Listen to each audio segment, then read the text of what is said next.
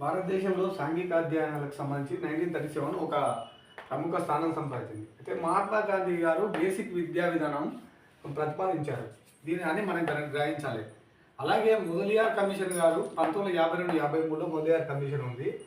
అయితే భారతదేశంలో ప్రభుత్వ విద్యా విధానం గురించి స్వతంత్రం వచ్చిన పరిస్థితుల్లో మొదలియార్ కమిషన్ ముఖ్యంగా దాని గురించి నొక్కి ఒక్కానించింది. అలాగైతే విద్యార్థులు తమ జీవితంలో ఎదుర్కొనే వివిధ సమస్యలకు పరిష్కారం చూపించేందుకు మొదలియార్ కమిషన్ ఉద్ఘాటించింది. సాంఘిక అధ్యయనాలు చరిత్ర, భూగోళ శాస్త్రం, అర్థశాస్త్రం రంగాలకు సంబంధించిన అంశాలతో కూడి ఉంటుందని తెలిపింది. అంతకుముందు చరిత్ర, భూగోళ శాస్త్రం, పౌరశాస్త్రం, అర్థశాస్త్రం పాఠాంశాలలో వేరువేరు పరస్పర సంబంధం లేని రీతిలో బోధించడం జరిగింది. సాంఘిక అధ్యయనం ఆ లోపాన్ని గుర్తించి వివిధ సంస్థల మధ్య పరస్పర సంబంధాన్ని అర్థవంతంగా సమన్వయపరచడంలో ఈ మొదలియార్ కమిషన్ భాగంగా ఉన్నదన్నట్టు. అయితే ఒక వ్యక్తి జీవితంపై, అతని మూర్తిమత్వంపై ఎలాంటి ప్రభావాలను ప్రదర్శిస్తుందో నొక్కి ఒక్కానించింది అన్నట్టు. అలాగే అందువల్ల చరిత్ర, భూగోళ శాస్త్రం, పౌరనీతి, అర్థశాస్త్రం అన్నీ కలిపి సాంఘిక అధ్యయనాలు ఒకే స్వరూపాన్ని పొందుతాయని అభిప్రాయపడింది. దాని తర్వాత మనం చెప్పుకోదగిన అంశాల్లో 1964-66 కొఠారి విద్యా సమితి అని.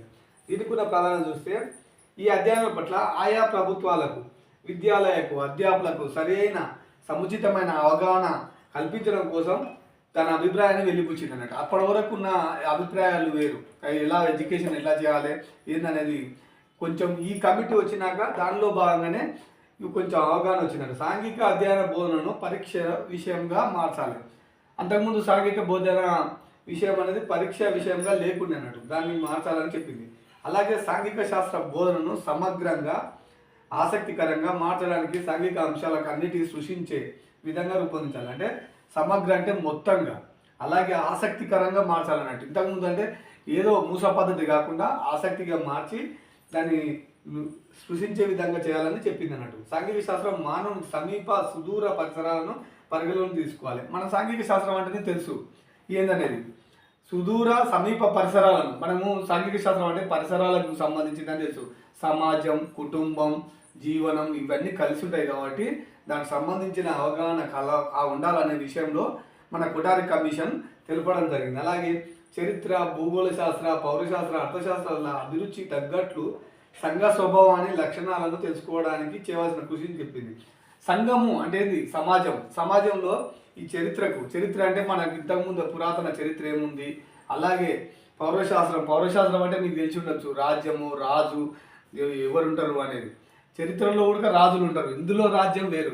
పౌరశాస్త్రంలో మన ప్రభుత్వం ఎన్ని రకాలు, ప్రభుత్వంలో ఏం ప్రభుత్వం ఉంటుంది, పెట్టుబడిదారు సామ్రాజ్యం ఉంటుంది, సామ్యవాద ప్రభుత్వం ఉంటుంది, మిశ్రమ ప్రభుత్వాలు, ఇన్ని రకాలు ఉంటాయి అన్నట్టు. ఇవన్నిటి నుంచి నొక్కి ఒక్కించింది.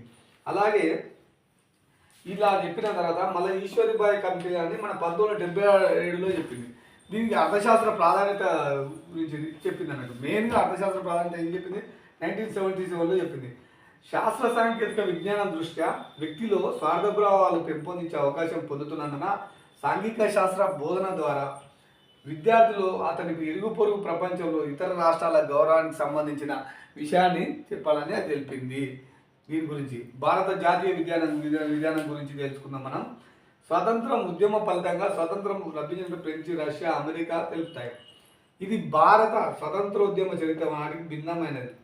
అయితే భారత స్వతంత్ర ఉద్యమం అనేది అహింసాయుతమైనది. ఇలాంటి ఉదాహరణ దాదాపు ప్రపంచం అయితే ఎక్కడ వెతికినా దొరకదు. లోక విదితం, నగ్న సత్యం అలాంటివి. స్వాతంత్రం ఉద్యమాల పట్ల, ఉద్యమ నాయకుల పట్ల గౌరవాన్ని, కృతజ్ఞతను ప్రదర్శించవలసిన అవసరం ఉంది అని భారతదేశ స్వతంత్ర చరిత్ర చెప్తుంది. అలాగే రాజ్యంలో ఇచ్చిన హక్కులు, బాధ్యతలు అనేది పౌరశాస్త్రానికి సంబంధించింది. జాతీయ వికాసం గురించి చెప్పింది. భారతీయ సంస్కృతి సాంప్రదాయాల గురించి చెప్పింది. సమానత్వం, ప్రజాస్వామ్యం, సామ్యవాదం గురించి తెలియజేయడం జరిగింది. స్త్రీ పురుషుల సమానత్వం గురించి చెప్పింది. పరిసరాల రక్షణ గురించి చెప్పింది. సాంఘిక ఆవశ్యకత పరిధిలో తొలగించి చెప్పింది.